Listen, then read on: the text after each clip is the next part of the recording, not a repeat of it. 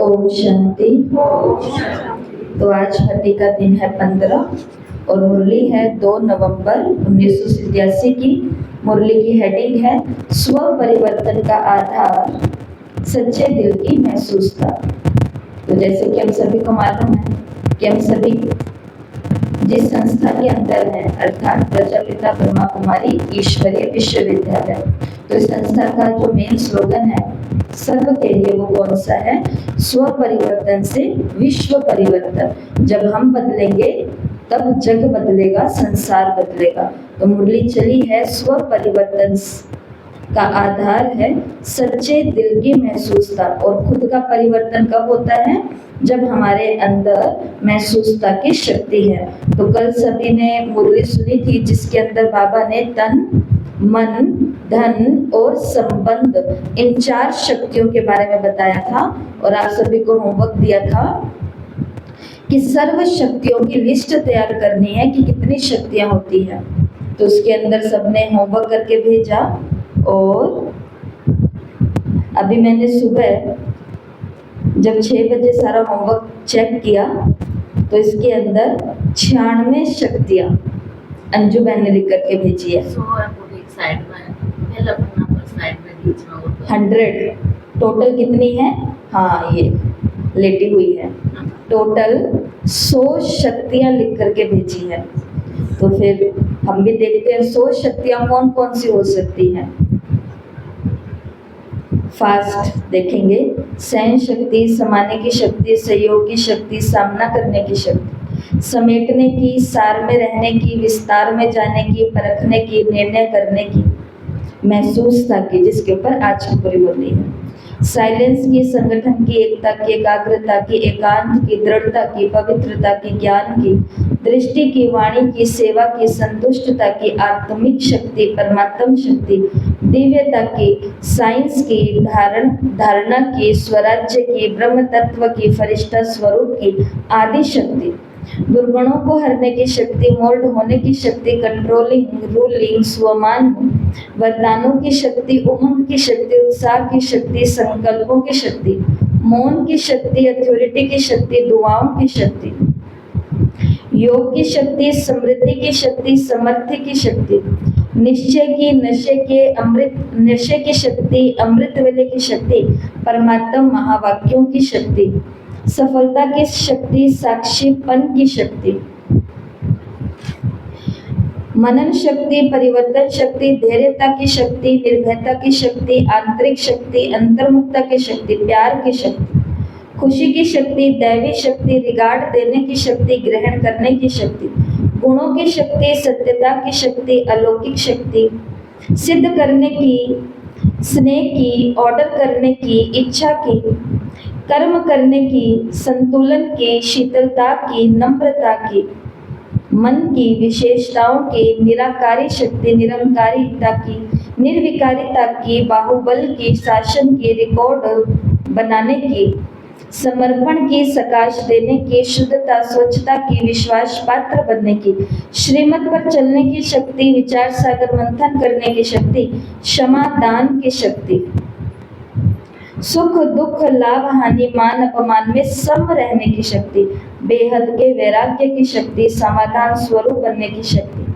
Full stop लगाने की शक्ति, पुराने संस्कार समाप्त करने की शक्ति, विकर्म विनाश की शक्ति, अतीन्द्रिय सुख में झूलने की शक्ति, त्याग की शक्ति, तपस्या की शक्ति, प्राप्तियों की शक्ति, बुद्धि की शक्ति।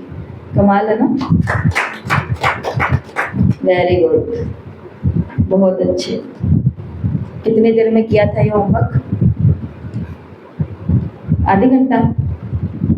आधे घंटा के अंदर आधे घंटा ही है घर पे बैठ के होमवर्क करना है। आजकल मम्मी पापा बच्चे को स्कूल भेजते हैं ना, तो बच्चा 6 या 7 घंटा लगभग स्कूल में रहता ही होगा, है ना?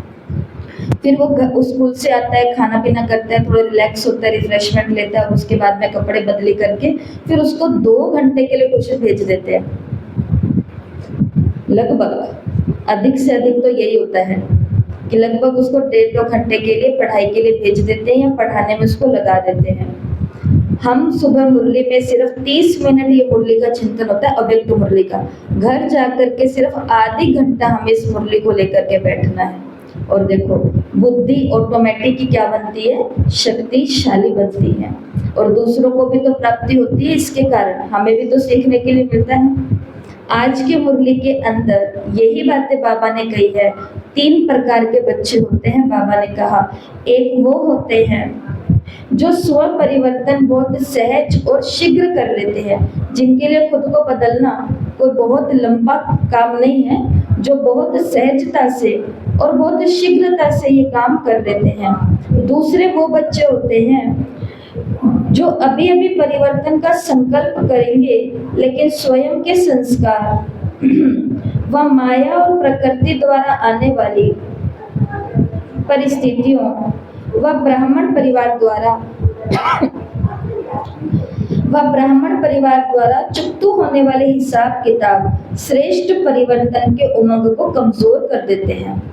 पहले वाले कौन हैं? पहले वाले वो बच्चे हैं जो स्व परिवर्तन बहुत सहज और शीघ्र कर लेते हैं। दूसरे वो हैं जो संकल्प तो करते हैं कि बस आज से मुझे खुद के अंदर ये चेंज लाना है, लेकिन हो क्या जाता है, कभी अपने संस्कार, कभी माया या कभी प्रकृति के द्वारा कोई परिस्थिति आ जाती है।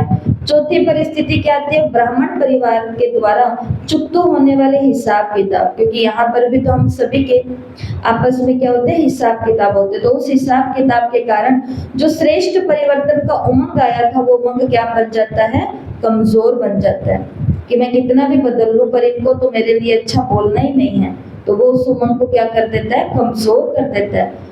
और तीसरे बच्चे हैं, और कई बच्चे परिवर्तन करने की हिम्मत में ही कमजोर हैं, और जहाँ हिम्मत नहीं वहाँ उमंग उत्साह भी नहीं। तीनों हैं जिनके लिए परिवर्तन सहज और शीघ्र है।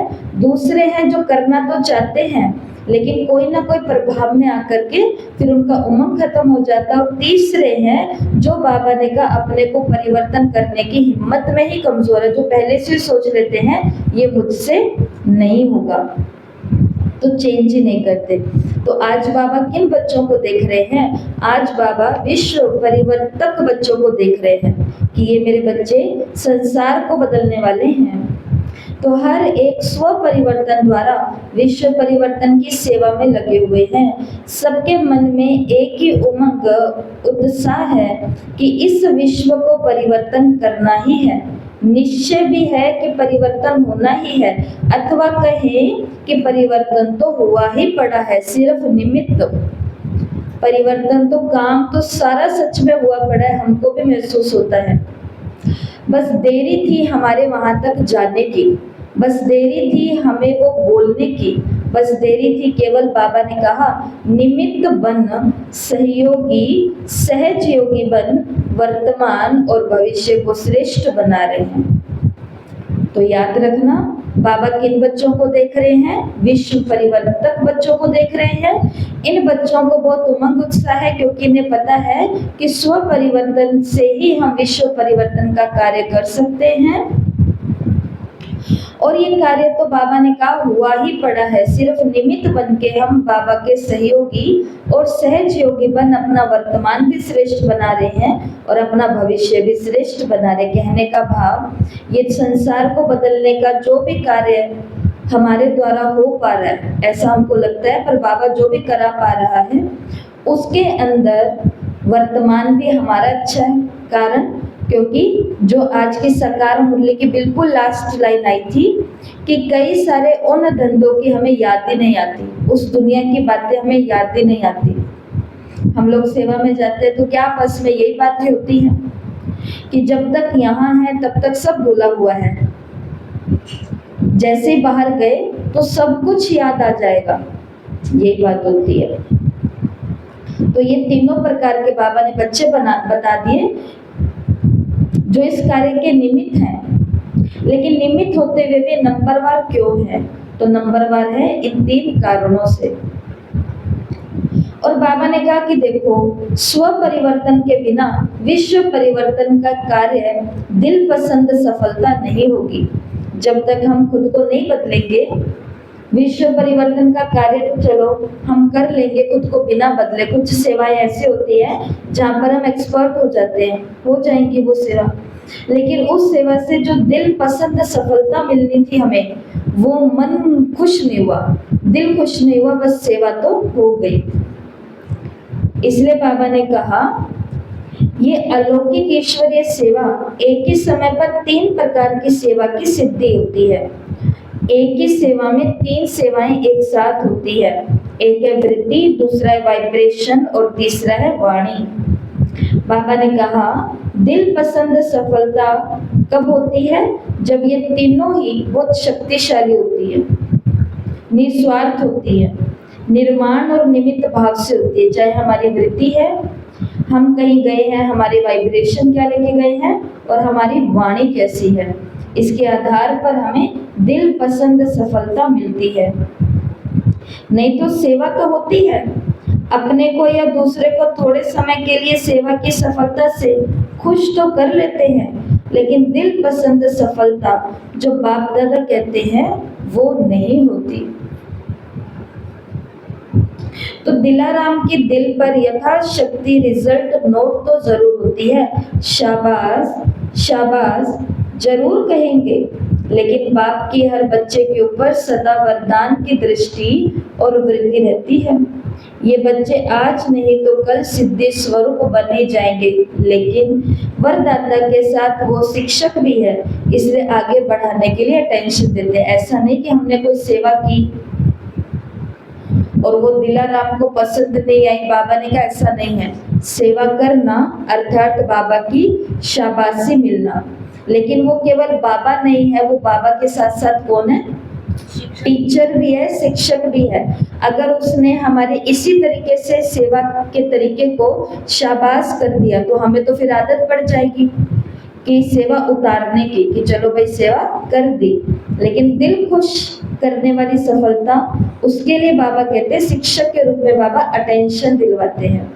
तो बाप दादा देख रहे थे कि दिल पसंद, लोग पसंद, बाप पसंद, सफलता का आधार स्व परिवर्तन की अभी कमी है। और स्व परिवर्तन की कमी क्यों है? उसका केवल एक ही कारण है, एक ही शक्ति की कमी है जिसके कारण हमारे अंदर चेंज नहीं हो रहा। और वो कमी कौन सी है? वो शक्ति कौन सी है जिसकी कमी है हमारे अंदर? महसूसता की शक्ति। मतलब जहाँ पर हम रोंग है वहाँ हम खुद को रोंग फील करते नहीं है। जहाँ पर केवल सेवा है लेकिन दिल खुश करने वाली सेवा नहीं है, उसको हम अलग अलग करते नहीं। हम बस ये कहते हैं बाबा ने कराया, हमने कर दिया, ऐसा बोल करके। अभी इसकी पूरी डिटेल आगे आ रही है।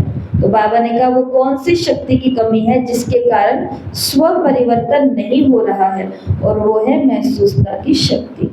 जब तक, बाबा ने कहा जब तक महसूसता की शक्ति नहीं आती तब तक अनुभूति नहीं होती, और जब तक अनुभूति नहीं तो ब्राह्मण जीवन का फाउंडेशन भी मजबूत नहीं होगा।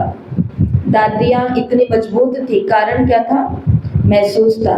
जैसे अभी एक क्लास बताई तो उस क्लास सुनी तो उसके अंदर क्या था कि क्यों, वो दीदी बता रहे हैं कि क्यों, शीलो दीदी बता रहे हैं कि क्यों पापा बाबा को डबल विदेशियों से ज़्यादा प्यार है।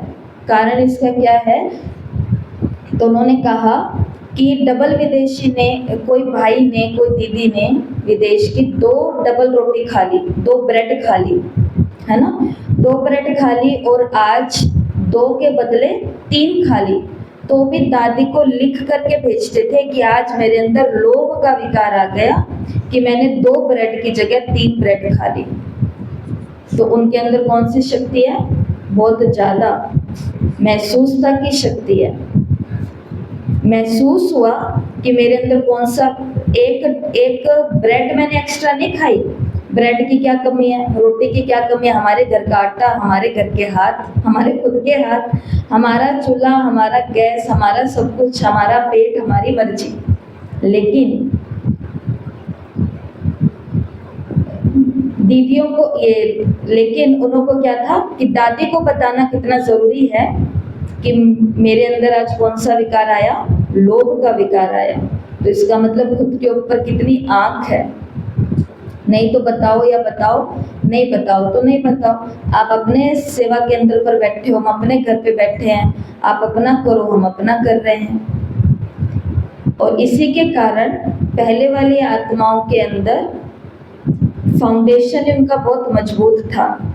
इसके लिए अगर 20, 30, 40 किलोमीटर भी सेंटर होता था तो वो जाते थे। कहीं पर भी कुछ करना होता था तो कैसे भी करके प्रचार प्रसार कर देते थे। कारण थे इन सबके। बाबा ने कहा ब्राह्मण जीवन की विशेषता का फाउंडेशन फिर मजबूत नहीं होता। तो अब अपने आप में क्या चेंज लाने, ऐसे बाबा ने कुछ चेंजेस बताए। पहला परिवर्तन,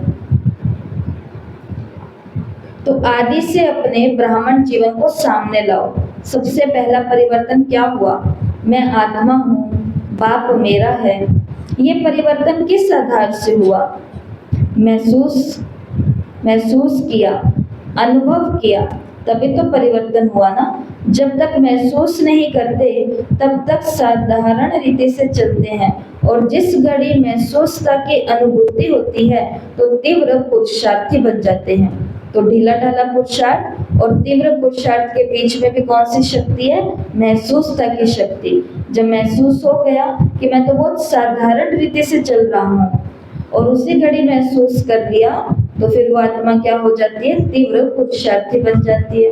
उमंग उत्साह की चाल चलते हैं। नहीं तो बाबा ने कहा चाहे रचयिता के बारे में, चाहे रचना के बारे में, जब तक हर एक को महसूस नहीं करते कि हाँ ये वही समय है, ये वही योग है, मैं वही श्रेष्ठ आत्मा हूँ, तब तक उमंग उत्साह की चाल नहीं चल सकते। तो ज्ञान मिलना, ये तो आज मोबाइल के ऊपर भी लिंक भेजेंगे, 7 डे का कोर्स वहां पर भी है। सेवा केंद्र तक भी आने की आवश्यकता नहीं है। जो नहीं आ सकते उनको हम YouTube पे ही भेज देते हैं, वो वहीं से कोर्स कर लेते हैं। बहुत दीदियां कोर्स कराए हैं, सबके लिंक यहाँ पर है वीडियो। लेकिन बाबा ने कहा अगर उमंग उत्साह चाहिए इस ब्राह्मण जीवन में, तो उसके लिए क्या करना पड़ेगा? रचयिता के बारे में, उसकी रचना के बारे में, हर बात के बारे में, इस समय के योग के बारे में महसूसता की शक्ति लानी पड़ेगी। अगर मैं जब तक महसूसता की शक्ति नहीं, दूसरी बात बाबा ने कही, तब तक सदा काल का श्रेष्ठ परिवर्तन भी नहीं हो सकता। तो 2 बातें विशेष महसूसता में चाहिए। एक तो अपनी कमजोरी की महसूसता, और दूसरा जो परिस्थिति या व्यक्ति निमित्त बनते हैं उनकी इच्छा और अपने मन की भावना व व्यक्ति की कमजोरी या परवश करने की स्थिति की महसूसता। तो बाबा ने कहा महसूसता में भी 2 बातें ही चाहिए महसूस करने के लिए। एक तो अपनी कमजोरी की महसूसता कि मेरे अंदर ये कमी है, तभी तो उसको ठीक कर पाएंगे।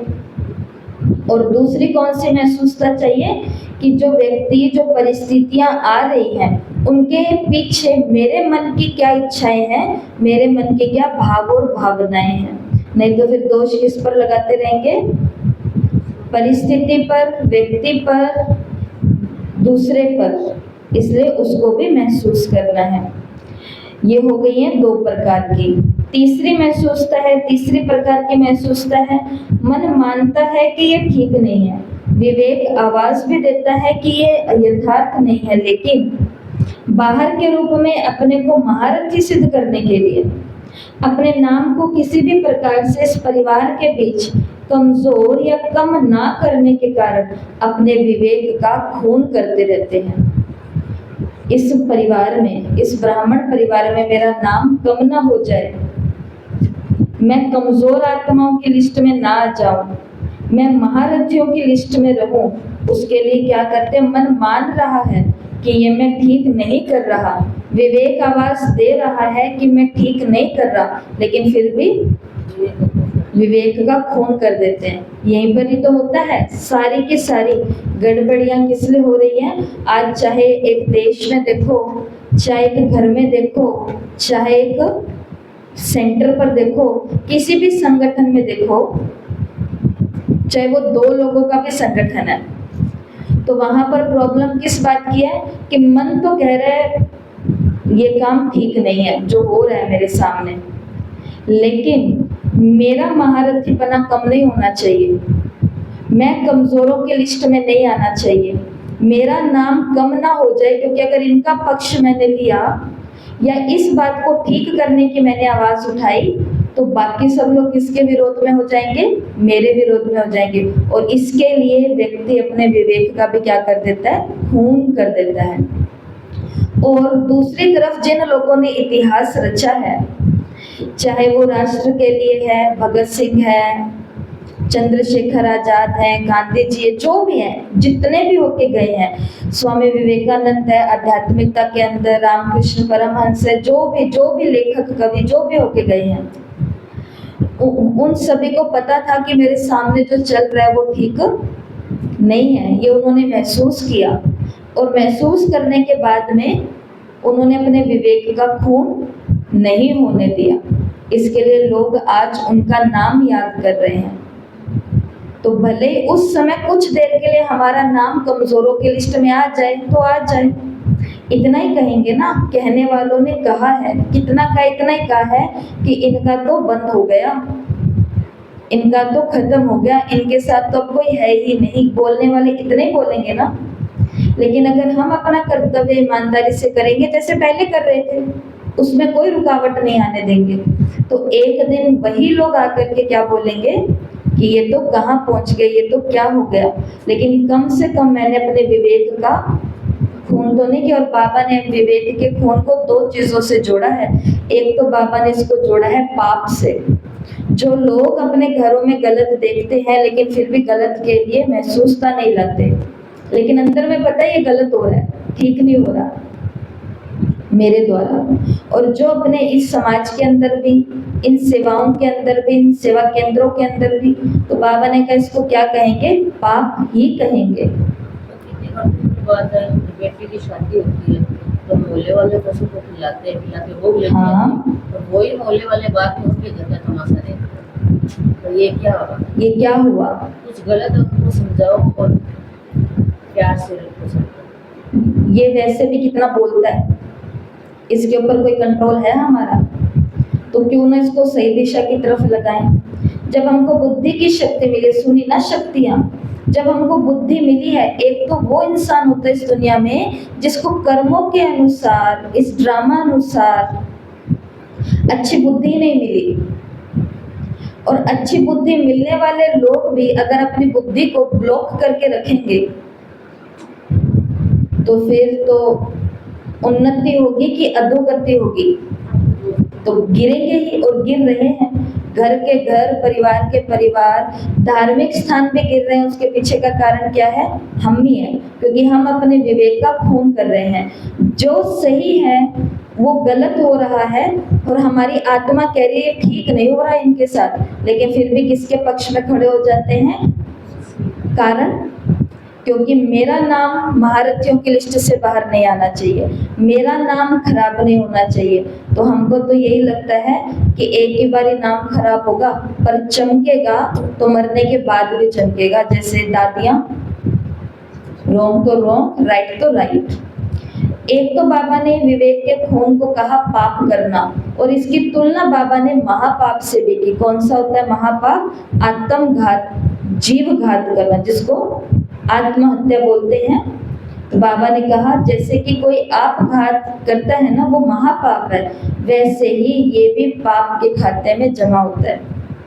इसके लिए खाली ज्ञानी नहीं बनना हमको, शांत रहो, मन से ये करो ये करो। जहां पर हमारे आवश्यकता है वहां पर अपनी आवश्यकता की उपस्थिति भी दो, चाहे किसी के भी जीवन में कुछ भी चल रहा है। इसे कहते हैं महसूसता की शक्ति की कमी। उसके कारण क्या बनेगा? पाप का खाता बनेगा। बाप दादा मुस्कुराते रहते हैं और उनके मन के डायलॉग भी सुनते रहते हैं। बहुत सुंदर डायलॉग होते हैं। जब कोई आत्मा अपने विवेक का खून कर रही होती है ना, उस समय उसके डायलॉग देखो बाबा ने क्या कहे, क्या क्या उसके डायलॉग चल रहे होते हैं। ऐसी महसूसता वाले ये समझते हैं कि किसी को क्या पता पड़ता है, ऐसे ही चलता है। लेकिन बाप को पता हर पत्ते का है, हर पत्ते का उसे पता है। हम सोचते हैं क्या पता चलता है, किसको पता चलता है? सब जगह ऐसे तो चल रहा है, सारे ऐसे तो हैं। बाबा ने कहा मुझे पता चलता है, हर पत्ते का पता चलता है। सिर्फ मुख से सुनने से पता नहीं चलता। ऐसे ना समझें कि जो हम बाबा के आगे बोलते हैं वही बाबा को पता चलता है, जो हम पत्थर में लिखते हैं वही बाबा को पता चलता है। नो, यहाँ कहने से और लेटर में लिखने से आगे पीछे हम उधर क्या कर रहे हैं बाबा को वो भी पता पड़ता है। सिर्फ मुख से सुनने से नहीं पता पड़ता, लेकिन पता होते हुए भी बाप अनजान बन भोलानाथ, भोलेपन में भोलानाथ के रूप में बच्चों को चलाते हैं। बाबा भी अनजान बन जाता है कि कोई बात नहीं। और भोला क्यों बनता है? क्योंकि बाबा रहम दिल है, इसलिए भोला बन जाता है कि जब तक चलते हैं चलाओ इन बच्चों को। बाकी उसको पता हर पत्ते का पता है। ये एक माता पिता की और एक टीचर की और एक गुरु की खासियत होती है कि उनको केवल उतना नहीं पता होता जितना आप सुनाते हो, उनको वो भी पता होता है जो सुनाने से पहले करके आए हो और जो सुनाने के बाद फिर करने वाले हो। लेकिन वो भोलेपन से, ताकि आप चलते रहो। क्योंकि अगर उन्होंने सच सच उगल दिया तो फिर किस मुंह से हम आएंगे, कैसे हम आएंगे? इसके लिए जिनको पता चल जाता, जिनका हम बता भी देते हैं ना कभी कि ये देखो ये आपने पहले किया और अब आप ये कर रहे हो, तो वो आत्माएं फिर क्या कहती हैं, अब हमारे यहाँ पैर नहीं पड़ते, अब हम यहाँ नहीं बैठ सकते। कारण क्योंकि सब कुछ क्या हो गया, साफ साफ हो गया। अब कैसे सामना होगा?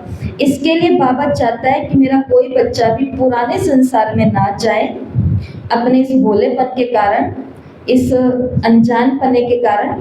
इसलिए बाबा भी अनजान और भोला बन जाता है, रहमदिल बन जाता है। ऐसे बच्चे चतुर सुजान बाप से भी अथवा निमित्त आत्माओं से भी बहुत चतुर बन सामने आते हैं, लेकिन फिर भी बाप रहमदिल और भोलानाथ बन जाते हैं। गड़बड़ी करके चालाकी से बाबा और निमित्त आत्माओं के सामने आकर के बैठते हैं, लेकिन बाबा तो फिर भी भोलानाथ बन के अनजान बन के चला देता है। आज की मुरली में ये 3 बातें बाबा ने बताई। पहली महसूसता कौन सी? समय की महसूसता, योग की महसूसता, अपने श्रेष्ठ जीवन की महसूसता। मैं आत्मा हूँ, ये मेरा बाबा है, इन बातों को महसूस करो। दूसरी महसूसता कौन सी? मेरी कमी कहाँ है। और कोई भी व्यक्ति और परिस्थिति के द्वारा अगर आ रही है कोई बात, तो वहां पर भी देखो मेरे मन के अंदर कोई इच्छा या कोई भावना तो नहीं है, उसको महसूस करो। और तीसरी महसूसता बाबा ने कौन सी बताई कि मैं कहीं अपने विवेक का खून तो नहीं करती। जब पता है कि ये ठीक नहीं हो रहा तो फिर या तो उसको छोड़ दो या फिर उससे किनारा कर लो। उस पाप के अंदर भागीदार नहीं बनो, क्योंकि हम यहाँ पाप बनाने नहीं आए इन लोगों के साथ। ये अनजान लोग हैं, एक दूसरे को हम जानते थे क्या? और इन अनजानों के साथ मिल करके हमें पुण्य बनाना था, और हम क्या बनाने लगे? बैठ करके पाप बनाने लगे। और इसको बाबा ने कहा ये जीव घात की तरह एक महापाप है। ये 3 बातें बाबा ने बता दी। अब बाबा ने कुछ अभ्यास बताए हैं, छोटी सी मुरली रही है कि अब आपको पूरा दिन करना क्या है जिससे आपकी महसूसता की शक्ति बढ़े। कईयों की महसूसता की शक्ति खत्म हो चुकी है, कई साल उन्होंने ऐसा पुरुषार्थ कर लिया या ऐसा पुरुषार्थ नहीं किया जिसके कारण उनकी महसूसता की शक्ति खत्म हो गई। और जो चाहता है मेरी महसूसता की शक्ति फिर से बढ़ जाए, उसके लिए बाबा ने 3-4 अभ्यास कहे हैं। जैसे पहला अभ्यास है, कभी अपने को मस्तक में चमकने वाली मस्तक मणि, चमकता हुआ सितारा महसूस करो जानबूझ के। कोई नहीं महसूस हो रहा मेरे को तो सितारा, लेकिन बाबा ने कहा तो भी दिन में बार बार में कर्म में आते हुए अपने आप को क्या करो, मैं माथे के बीच चमकता हुआ सितारा हूं। कल एक वीडियो इन्होंने मुझे भेजी थी तो मैंने देखी, उसके अंदर क्या है कि एक भाई बैठे हुए हैं और वो क्या कह रहे हैं कि ये मिट्टी राख, ये शरीर क्या है? राख है। और देखो धीरे धीरे ये राख नीचे की तरफ गिर रही है और बच गई मैं चमकती आत्मा। देखो मेरा ये शरीर मोम का है और ये मोम धीरे धीरे पिघल रही है और ये नीचे गिर गई और बच्ची कौन? मैं चमकती हुई आत्मा। फिर तीसरा अभ्यास बताया कि देखो मेरे पूरे शरीर के अंदर लाइट लाइट और लाइट हो गई है और फरिश्ता बन के मैं अपने अव्यक्त वतन में उड़ गया। ये करने से क्या होएगा? महसूसता की शक्ति बढ़ेगी। ये छोटे छोटे अभ्यास हैं लेकिन हम इनको क्या कर देते हैं? अवॉइड। बाबा के चित्र क्या क्या क्या आंखें खोल के बैठ के क्या कर रहे हैं? वो गीत में मगन हुए हुए हैं।